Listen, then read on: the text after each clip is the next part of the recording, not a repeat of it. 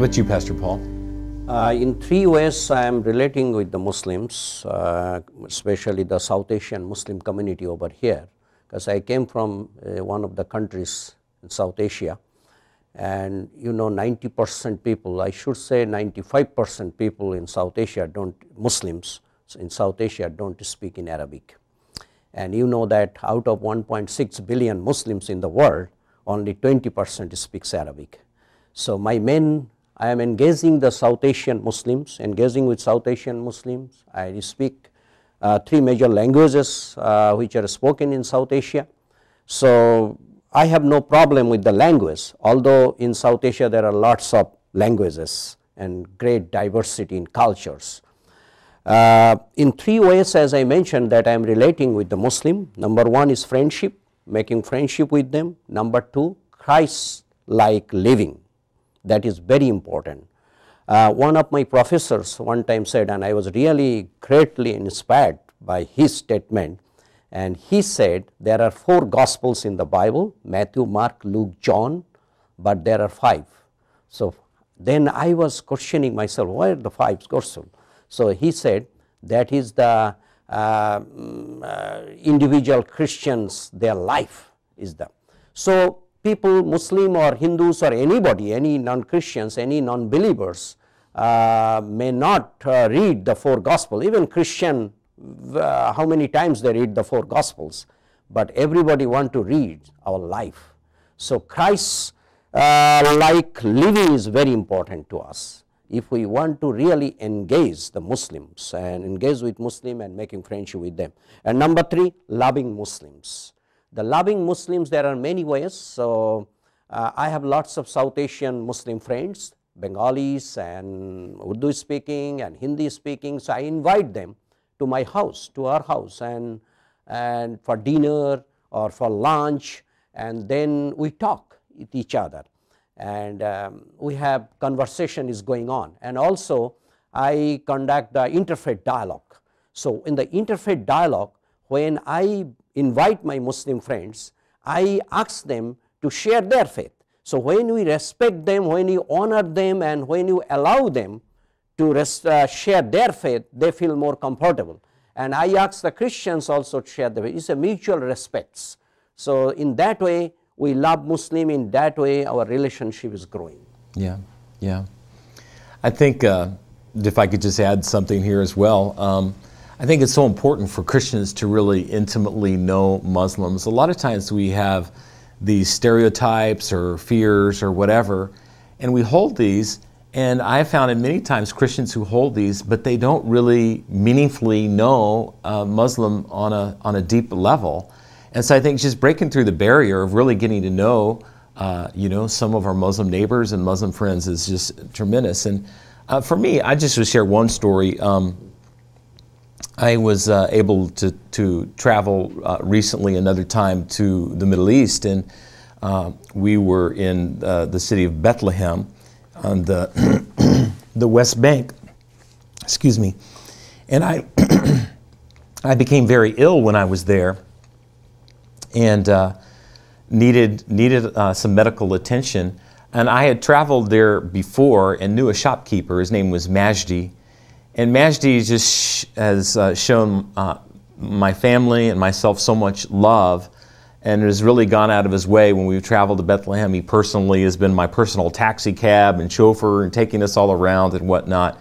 But when I was here this last time and became sick, Majdi really took me under his wing. He took me to his home and poured oil in my ears. He closed his shop and took me to a couple of shops down with a man who used to be a medical doctor. He's not doesn't practice medicine anymore, but this former medical doctor was looking in my ears and checking and caring for me.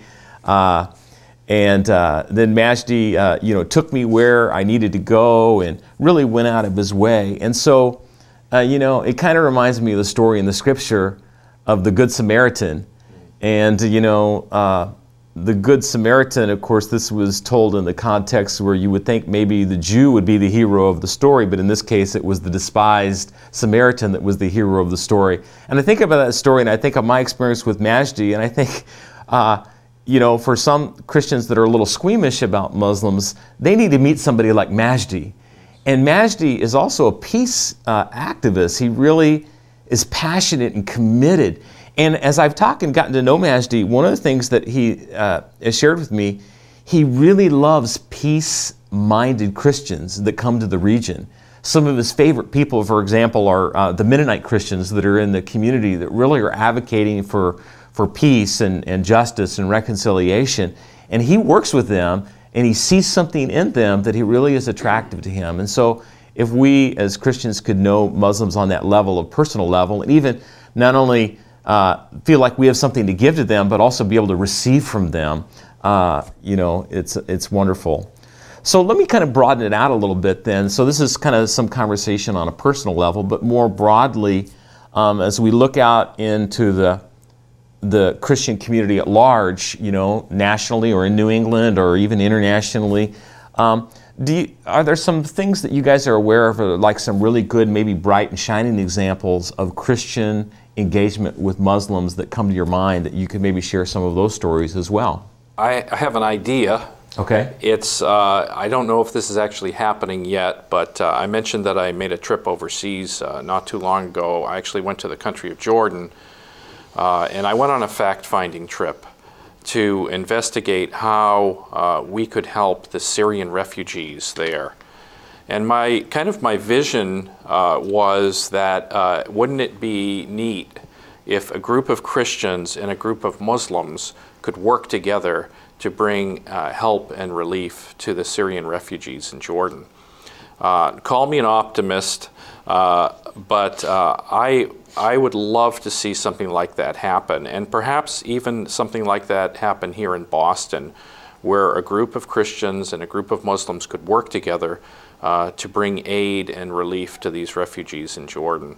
So, as I said, I'm not sure that that's actually happening anywhere right now, and I know that there would be some big obstacles and challenges in order to see that happen, but I wonder if that could happen. And if it could, I'd love to be involved. Yeah. So kind of some dreaming. Yes.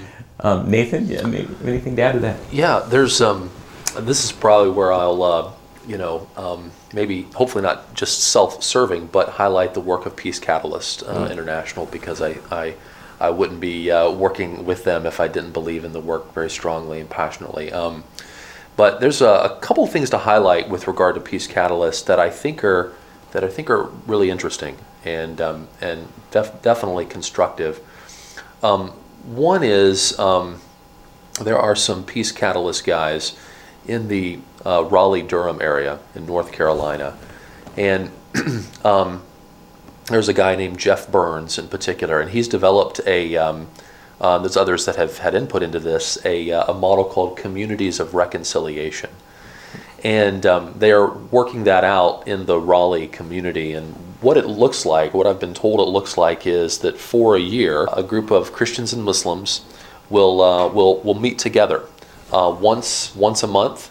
And essentially, when they meet together, they're just sharing life stories. They're just sharing their faith story and how their faith identity.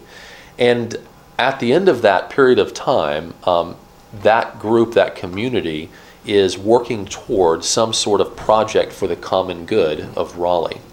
And it's looked like a community garden recently in which the produce was given to the least of these in the Raleigh community. And so that was an example of a couple of things, but the listening and the dialogue and that sort of leaning in toward respect and understanding and